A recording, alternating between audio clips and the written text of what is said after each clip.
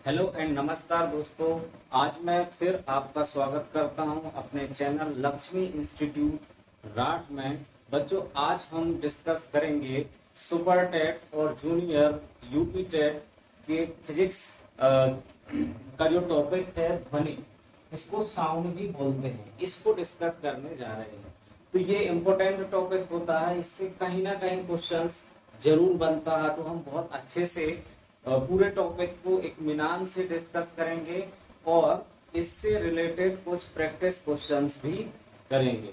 तो बच्चों, सबसे पहले मैं आपसे रिक्वेस्ट करता हूं कि आपने चैनल को सब्सक्राइब कर लिया होगा और बेल आइकन जरूर दबा लिया होगा।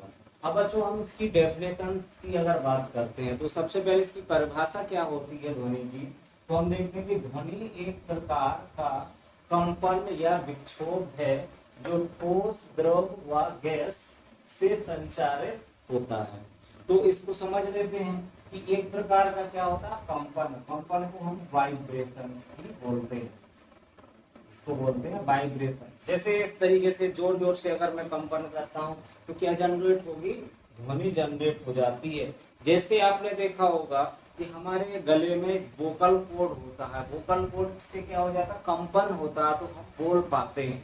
तो ध्वनि हमेशा कंपन से उत्पन्न होती है। विक्षोभ भी क्या होता है, विक्षोभ का मतलब डिस्टरबेंस होता है, डिस्टरबेंस। जैसे हम एक पत्थर पत्थर को अगर तालाब में फेंक देते हैं तो एक डिस्टरबेंस आ जाता है, एक वेव या हम बोल सकते हैं तरंग जनरेट हो जाती है जो आगे बढ़ती जाती है। ऐसे ही ध्वनि होती है। अगर हमने किसी को डिस्टर्ब किया, मान लो किस तरह मैंने ऐसे कट किया, ऐसे मारा, इसको डिस्टर्ब किया तो क्या जनरेट हुई, ध्वनि उत्पन्न होती है। अच्छा, ध्वनि किस में चल सकती है, ठोस में भी चल सकती है, द्रव में भी चल सकती है और गैस में भी चल सकती है। तीनों माध्यम में ध्वनि एक जगह से दूसरे जगह पर चल सकती है, स्थानांतरित हो सकती है। अब हमें और कुछ इसकी प्रॉपर्टीज हम देखते हैं, इसके क्या गुण होते हैं ध्वनि के। तो पॉइंट वाइज हम डिस्कस कर लेंगे। तो ये कौन सी तरंग होती है, तो ध्वनि अनुदैर्घ्य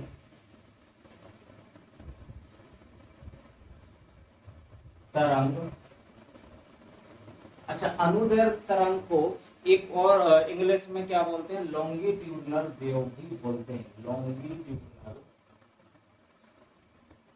वेव होती है। अभी हम सारी चीजें डिस्कस करेंगे कि अनुदैर्घ्य तरंग क्या होती है और अनुप्रस्थ तरंग क्या होती है। दो तरीके की तरंग पूछी जाती है। तो पहले तो हम पॉइंट वाइज लिख लेते हैं कि अनुदैर्घ्य तरंग क्या होती है। अच्छा, इसको ध्वनि को चलने के लिए माध्यम की जरूरत होती है, माध्यम की जरूरत होती है। इसका मतलब ये हुआ कि ध्वनि निर्वात में नहीं चल सकती है। निर्वात का मतलब ऐसी जगह जहां पर वायु नहीं होती है, मतलब एयर जहां पर नहीं होगी तो निर्वात होगा। तो ऑब्वियसली ये ध्वनि किस में चलेगी, केवल माध्यम में ही चल सकती है। हवा में चल सकती है, ठोस में चल सकती है और द्रव में भी चल सकती है। तीसरा पॉइंट, ध्वनि की वायु में चाल 332 या 330 लगभग 330 मीटर पर सेकंड लगभग होती है। तो अप्रोक्सीमेट वैल्यू होती है, कितनी होती है। तो ये सारे क्वेश्चन में पॉइंट वाइज लिखवा रहा हूं तो इनसे क्वेश्चंस बन जाते हैं। तो आपको एक एक पॉइंट वाइज कॉपी में नोट करते जाना है और इनसे क्वेश्चंस बन जाते हैं। अब यहाँ पर ध्वनि की जो चाल होती है किसमें ज्यादा होती है, तो यहाँ पर देखेंगे ध्वनि की चाल, ध्वनि की चाल ठोसों में सबसे अधिक, ठोस में सबसे अधिक,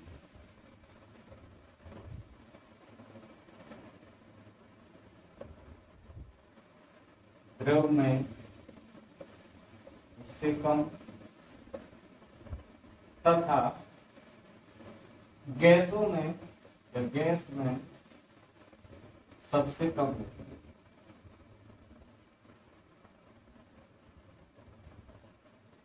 ये पॉइंट भी याद रखें। तो अगर आपसे पूछा जाए कि ध्वनि की चाल है स्टील में ज्यादा होगी, पानी में होगी या फिर एलपीजी गैस में होगी, तो हम क्या बताएंगे, जो स्टील है उसमें ज्यादा हो जाती है। तो जो ठोस की चाल होती है, सॉरी, जो ध्वनि की चाल होती है ठोसों में ज्यादा होती है। ये किस गुण के कारण होती है? प्रत्यास्थता के कारण होती है। एक प्रत्यास्थता गुणांक होता है कि कौन सा जो ठोस होता है उसको हम अगर बल लगा के उसको क्या करते हैं, अगर उसको डिस्टर्ब करते हैं वापस से अपनी पोजीशन में आ जाता है तो उसको प्रत्यास्थ बोलते हैं। तो जो स्टील है वो सबसे ज्यादा प्रत्यास्थ होता है, तो स्टील में ज्यादा हो जाएगी इसकी स्पीड। अब हम देखते हैं कि इसकी स्पीड का एक फॉर्मूला होता है, उसको भी डिस्कस कर लेंगे। तो यहाँ पर ध्वनि की चाल, इसके लिए एक फॉर्मूला होता है v बराबर लैम्डा एफ। अब यहाँ पर अलग अलग चीजें आती हैं, ये तीनों चीजें अब हमें समझना है। v क्या होता है? वेग होता है या चाल होता है, वेग होता है, और लैम्डा होता है तरंग दैर्घ्य, तरंग दैर्घ्य, और ये एफ हो जाता है आवृत्ति। आवृत्ति को बच्चों हम फ्रीक्वेंसी भी बोलते हैं, इसका इंग्लिश नेम होता है फ्रीक्वेंसी। और वेव को वेलोसिटी, तरंग दैर्घ्य को वेवलेंथ भी बोला जाता है, इसको वेवलेंथ बोलते हैं। अभी मैं तीनों डेफिनेशन को आसानी से लिखवा दे रहा हूँ। इसके पहले आप स्क्रीनशॉट ले सकते हैं या फिर कॉपी में नोट कर सकते हैं। ये तो होगी ध्वनि से रिलेटेड सारी बातें हमने डिस्कस करी। अब इस फॉर्मूले को थोड़ा चेक कर लेते हैं।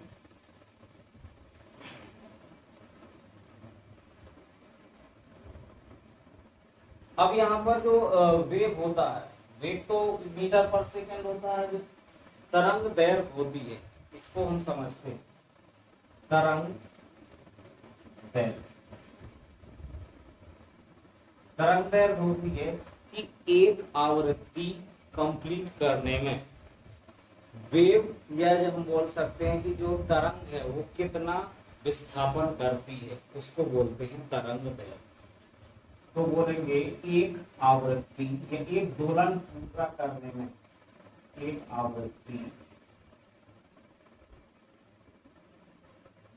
पूरा करने में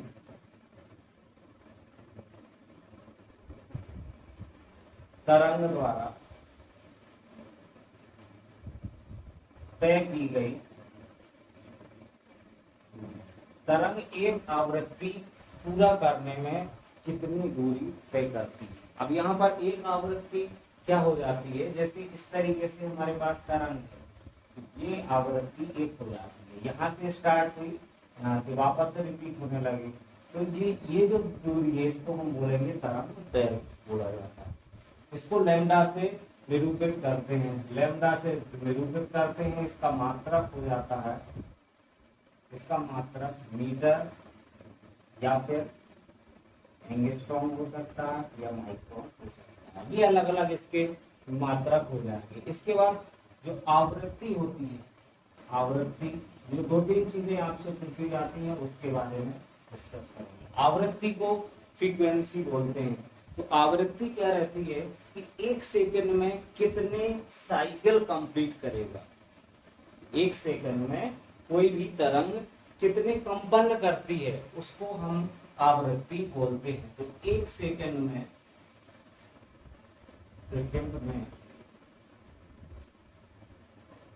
किए गए कंपन की संख्या, इसको आवृत्ति बोलते हैं। और आवृत्ति का मात्रक क्या होता है बच्चों? इसका मात्रक होता है हर्ट्ज, इसका मात्रक हर्ट्ज होता है। एच जेड से विभाजित कर दिया। अब अगला होता आवर्तकाल।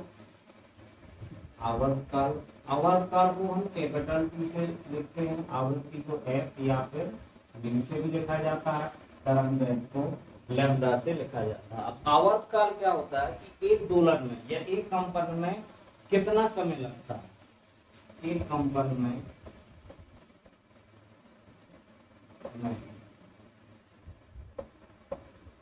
लगने वाला समय।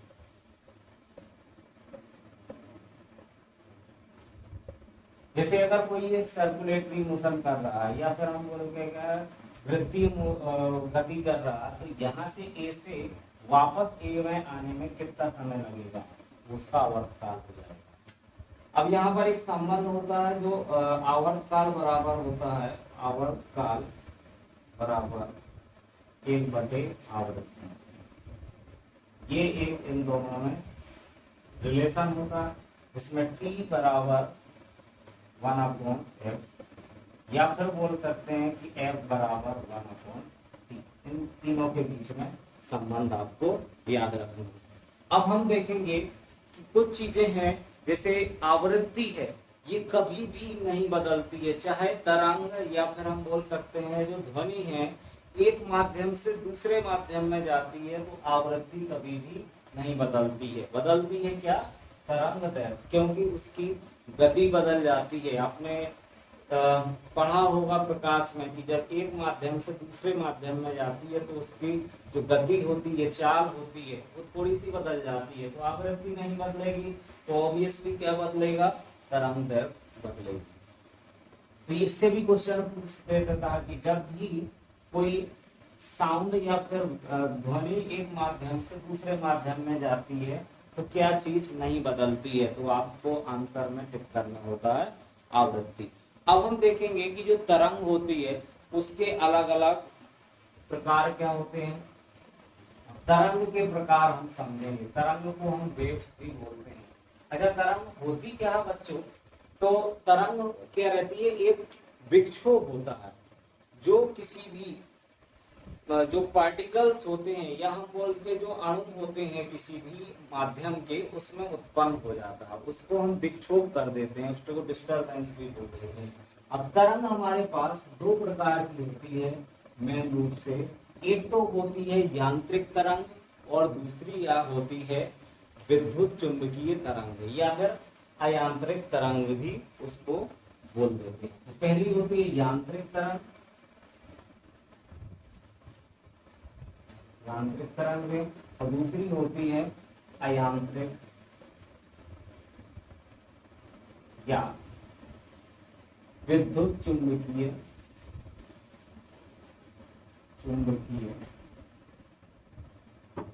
तरंग।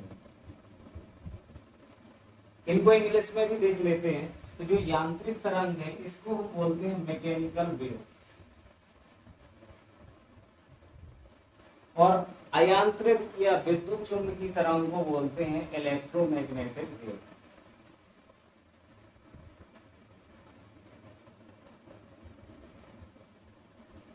अब इनका मतलब समझ लेते हैं।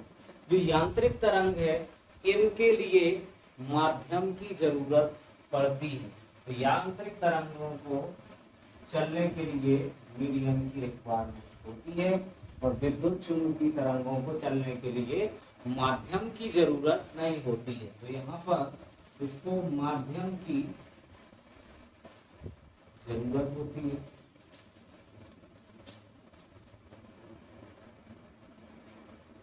अयांत्रिक विद्युत चुंबकीय तरंगों में माध्यम की जरूरत नहीं होती,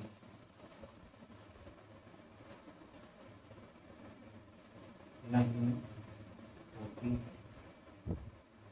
अभी मैं और इसको समझाऊंगा। अब इसके कुछ एग्जाम्पल देख लेते हैं। इसके एग्जाम्पल जो इसमें ध्वनि आ जाएगा, और विद्युत चुंबकीय तरंगों में प्रकाश आ जाएगा आपका, प्रकाश, रेडियो तरंग, और रक्त तरंग है, पराबैंगनी, लघु तरंग है,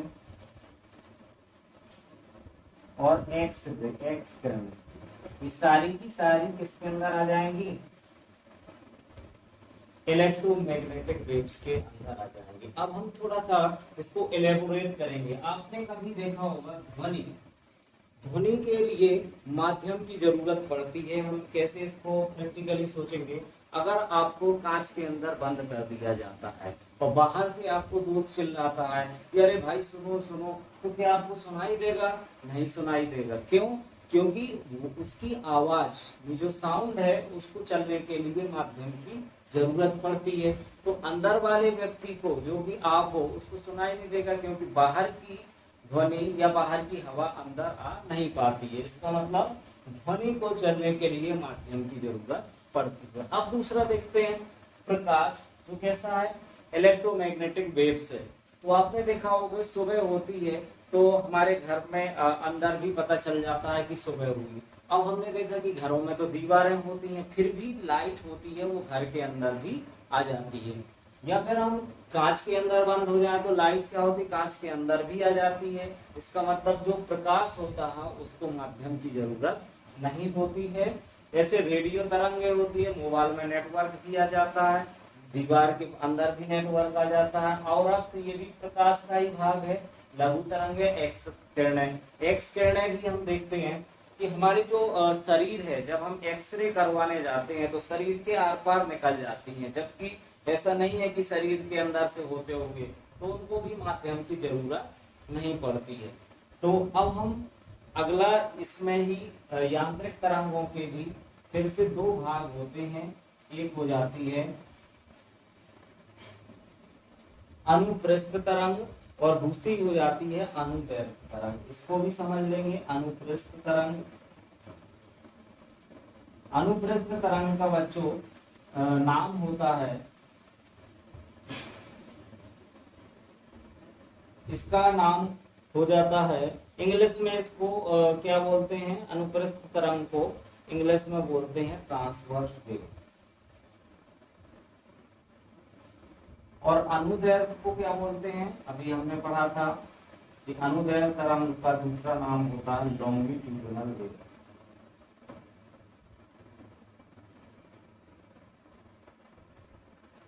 ये भी बहुत ही इंपॉर्टेंट हो जाते हैं, इनसे भी क्वेश्चंस पूछे जाते हैं। तो अनुप्रस्थ और अनुदैर्घ्य दोनों में हम डिफरेंस समझ लेते हैं। अनुप्रस्थ तरंग बच्चों, अनुप्रस्थ तरंग में क्या रहता है कि जो माध्यम के कण हैं वो 90 डिग्री पर मोशन करते हैं या गति करते हैं। वेव तो जाती है इस साइड, ये मान लो वेव जा रही है इस साइड, ये वेव की डायरेक्शन है, और इसके माध्यम के पार्टिकल है वो इस तरीके से, इस तरीके से, इस तरीके से गति करते हैं। तो इस तरीके आपने देखा होगा, ये जो तरंग होती है इस तरीके से, ये तरंग होती है, इसको बोलते हैं अनुप्रस्थ तरंग। तो अनुप्रस्थ तरंग समझ गए, जिसमें जो तरंग की गति के परपेंडिकुलर इसके अणु गति करते हैं, उसको हम बोलते हैं अनुप्रस्थ तरंग। तो इस तरीके से जो माध्यम के कण हैं ऊपर नीचे इधर 90 डिग्री पर गति करेंगे, इसको बोलेंगे हम अनुप्रस्थ तरंग। और तरंग कैसे मूव करती है?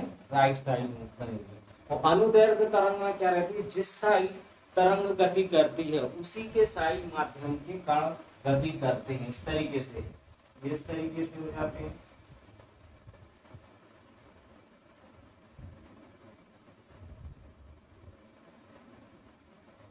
तो देखो जो अनुप्रस्थ तरंग है इसमें इसको श्रृंग बोलते हैं और इसको बोला जाता है गर्त। इसको गर्त, जो नीचे घाटी बनती है उसको गर्त बोलते हैं, ऊपर जो चोटी बनती है उसको श्रृंग बोलते हैं। यहाँ पर जब उसके कण पास पास होते हैं इसको संपीड़न बोला जाता है, और इसको बोलते हैं हम विगलन।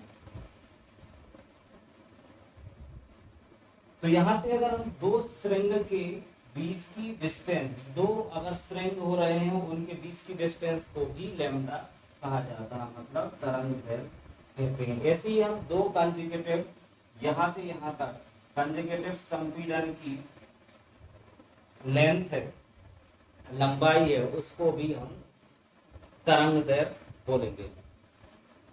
अब बच्चों हम आवृत्ति के आधार पर भी इसको 3 कैटेगरी में विभाजित कर सकते हैं। तरंग होती है आवृत्ति के आधार पर 3 पार्ट्स में डिवाइड होती है। ये तो हो गया था अभी माध्यम और कण की गति के आधार पर। अब आवृत्ति के आधार पर समझ लेते हैं कि आधार पर ध्वनि के प्रकार।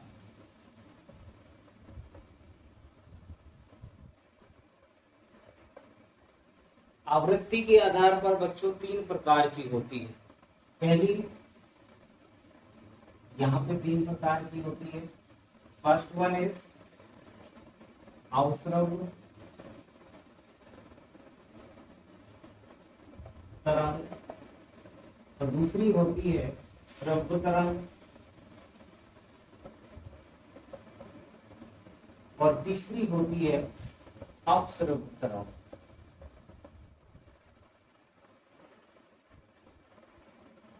पराश्रव्य तरंग होती है।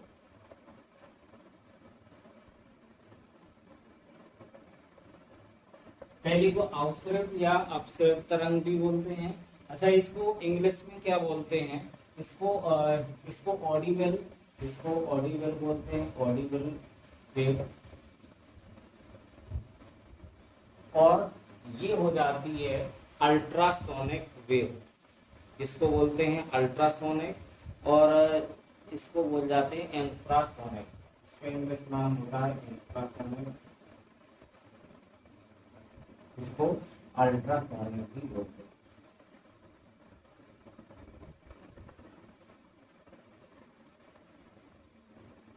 तीनों में हम अंतर अच्छे से समझ लेंगे। इसमें जो आवृत्ति की रेंज होती है, आवृत्ति की रेंज क्या होती है? यहाँ पर इसकी आवृत्ति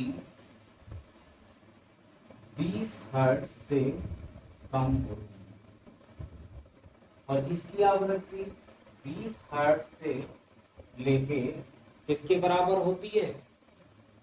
20,000 हर्ट्ज के बीच में होती है। पराश्रव्य तरंग को देखते हैं हम।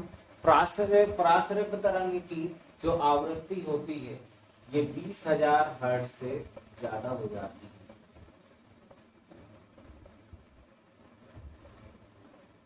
ये ज्यादा हो जाती है।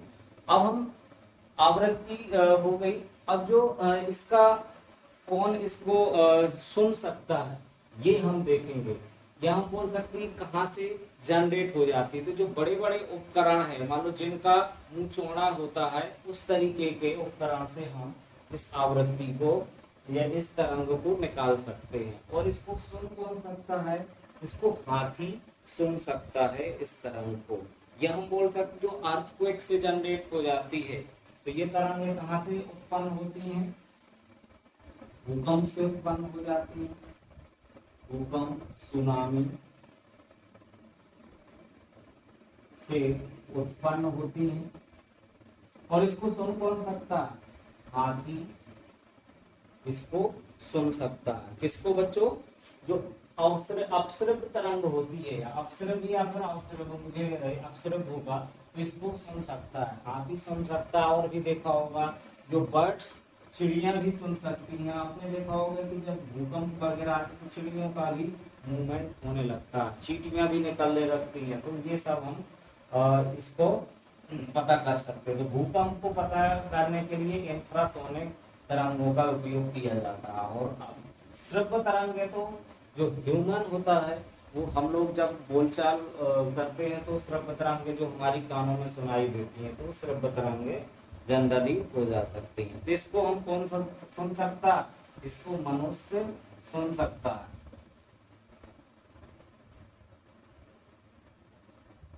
अब पराश्रव्य तरंगें, इसको चमगादड़ सुन सकती है, और कुत्ता सुन सकता है, बिल्ली सुन सकती है। तो इसको चमगादड़,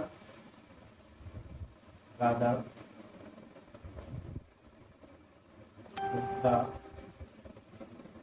बिल्ली सुन सकता। तो ये तो तीनों के कंपेरेटिवली हमने अध्ययन कर लिया कि ये तरंगें होती क्या हैं, ये कहाँ से जनरेट होती हैं। कि अब हम इस पे बेस्ड पर कुछ क्वेश्चंस करेंगे जो कि प्रैक्टिस क्वेश्चंस रहेंगे।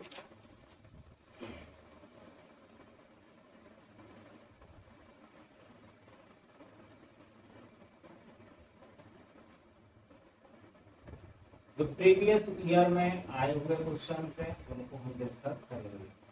इस तरीके के क्वेश्चन बनते हैं वो भी याद होगा। तो पहला क्वेश्चन कह रहा कि निम्न में से कौन विद्युत चुंबकीय तरंग है। विद्युत चुंबकीय तरंग नहीं है।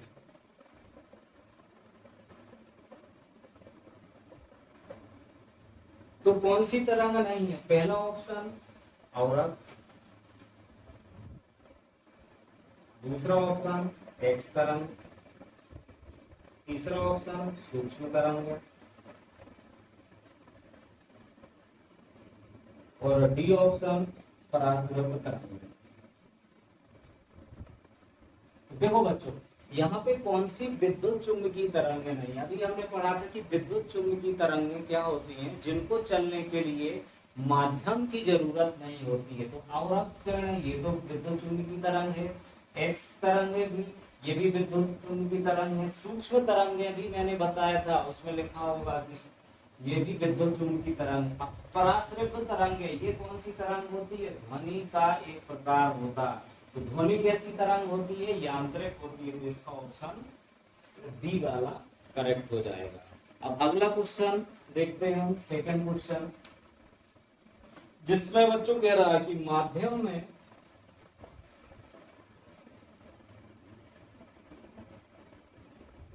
ध्वनि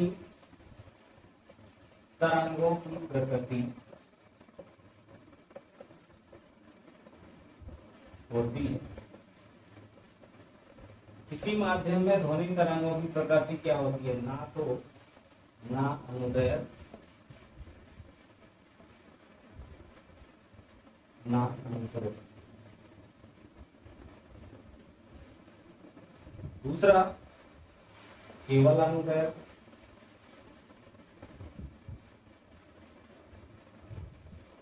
और सी केवल अनुप्रस्थ, और डी अनुप्रस्थ व अनुदैर्घ्य दोनों।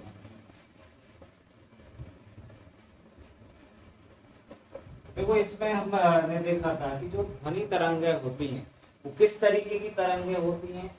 अनुदैर्घ्य तरंग होती हैं। तो ऑप्शन हमारा कौन सा हो जाएगा? बी ऑप्शन करेक्ट हो जाएगा। अच्छा, थर्ड क्वेश्चन है, कह रहा है कि कोई वस्तु 5000 हर्ट्ज पर कंपन कर रही है।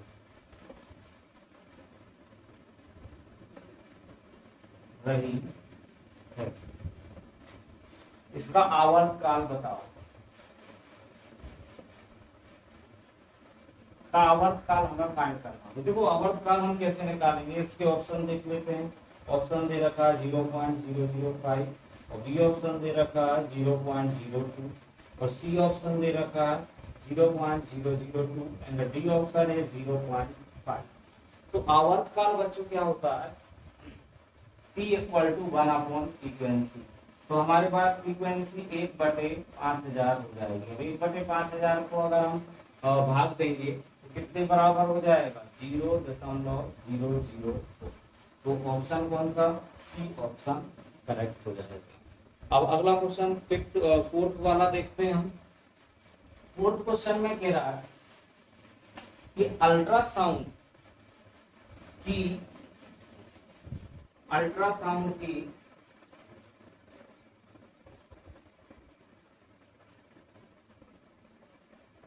आवृत्ति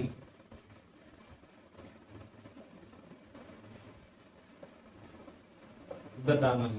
पहला ऑप्शन लेस देन 20 हर्ट्ज, और बी है greater than 20 hertz and less than 20,000 hertz. C option is greater than 20,000 hertz and the D is none of these. तो बच्चों यहाँ पर हम देखेंगे कि जो अल्ट्रासोनिक होता है ये अल्ट्रासाउंड होता है। जैसे अल्ट्रासाउंड आपने देखा होगा कि जो हम जो ऑर्गन्स चेक करने के लिए यूज करते हैं अल्ट्रासाउंड, तो उसकी आवृत्ति कितनी होती है? 20,000 हर्ट्ज से ज्यादा होती है, तभी तो उसको अल्ट्रासाउंड बोलते हैं। अब फिफ्थ क्वेश्चन करेंगे जिसमें कह रहा है कि एक सरल लोलक की आवृत्ति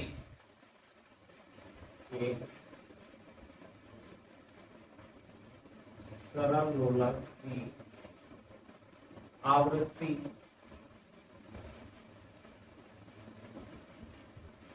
2 हर्ट्ज है, तो 16 सेकंड में कितने कंपन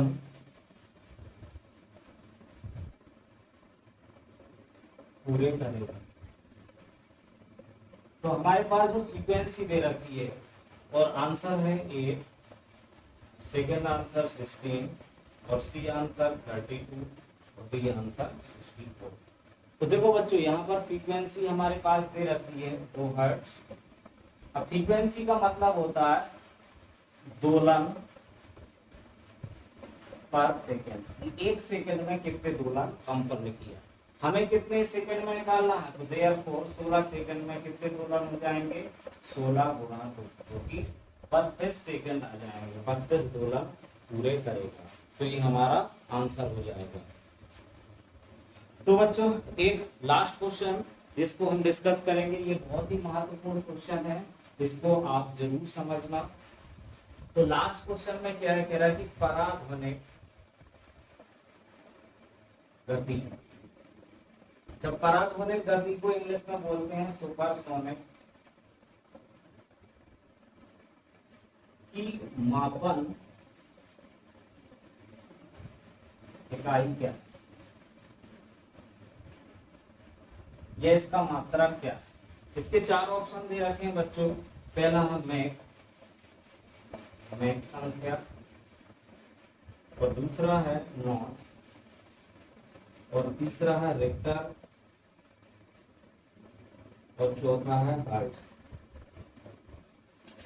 तो देखेंगे यहाँ पर आप देखोगे कि जो रिक्टर होता है ये तो भूकंप का होता है, भूकंप का मेजर करने का, और हर्ट्ज होता है फ्रीक्वेंसी या आवृत्ति का यूनिट होता है। और जो नॉट और मैक हुआ, अब यहाँ पर एक मैं नॉट का मात्रक बता देता हूँ। तो जो नॉट होता है ये समुद्री जहाज की जो चाल होती है उसका मात्रक होता है। जो चाल होता है इसको मील पर घंटा ये फाइंड करते हैं, तो ये तो हो जाता है चाल का। तो मैक नंबर जो हो जाएगा ये हो जाता है सुपरसोनिक या पराध्वनिक गति का मात्रक हो जाएगा, पराध्वनिक गति का मात्रक। अब ये होता क्या है इसको भी डिफाइन कर देता हूँ कि जो मैक नंबर होता है, जब मैक संख्या होती है, मैक संख्या बराबर